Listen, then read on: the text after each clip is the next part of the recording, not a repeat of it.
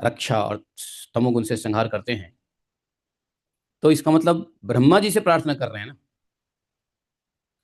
तो मतलब तो ये निकला कि हिरण्यकशिपु ब्रह्मा जी को भगवान ही देख रहे हैं, ब्रह्मा जी के अंदर भगवान ही देख रहे हैं। ब्रह्मा जी भगवान है ही, भगवान के रजोगुण हैं, लेकिन जब प्रार्थना करते हैं तो किसकी हो रही है? भगवान की हो रही है। प्रार्थना भगवान की हो रही है, ब्रह्मा जी के सामने। इसलिए ब्रह्मा जी के सामने हो, शिव जी के सामने हो, या विष्णु जी के सामने हो, तीनों भगवान के ही गुणावतार हैं, भगवान ही हैं। तो इसलिए किसी भी रूप में भगवान का स्तुति कर लिया जाए तो कहीं कोई दिक्कत नहीं है।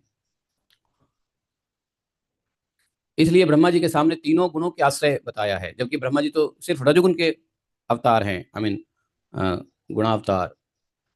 भगवान स्वयं है, लेकिन रजोगुण को आधान किए हुए हैं भगवान, रजोगुण को धारण किए हुए हैं भगवान। स्वयं भगवान है लेकिन रजोगुण के रूप में है। तो इसलिए सिर्फ ब्रह्मा जी को नहीं यहाँ पे प्रार्थना किया जा रहा है, बल्कि जो ब्रह्मा, विष्णु और भगवान शंकर से भी ऊपर जो भगवान है, जो प्रकृति के गुणों में अपने को ढक करके रक्षा पालन संहार करते हैं, रचना, रक्षा, पालन संहार जो करते हैं। तो इसलिए प्रार्थना में उन्होंने कहा कि आप ही सबसे बड़े और महान हैं, मैं आपको नमस्कार करता हूँ, आप ही जगत के मूल कारण हैं, ज्ञान और विज्ञान आपकी मूर्ति है, प्राण, इंद्रिय, मन, बुद्धि, अहंकार इत्यादि ये सब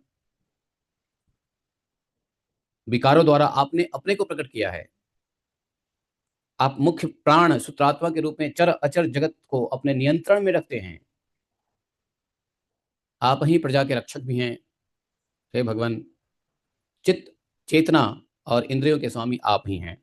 पांच महाभूत, शब्द आदि विषय जो तन्मात्राएं होती हैं, उनके संस्कारों के रचयिता भी महतत्व के रूप में आप ही हैं। जो वेद होता है, अर्घ्यु, ब्रह्मा, उद्गाता, इन तीनों ऋत्विजों से होने वाले यज्ञ का प्रतिपादन करते हैं, वे आपके ही शरीर है, वेद। उन्हीं के द्वारा अग्निष्टोम आदि 7 यज्ञ का आप विस्तार करते हैं। आप ही महत्वपूर्ण प्राणियों की आत्मा हैं, क्योंकि आप अनादि अनंत अपार सर्वज्ञ और अंतर्यामी भी हैं। तो देख रहे हो, ब्रह्मा जी के सामने वास्तव में भगवान की स्तुति हो रही है।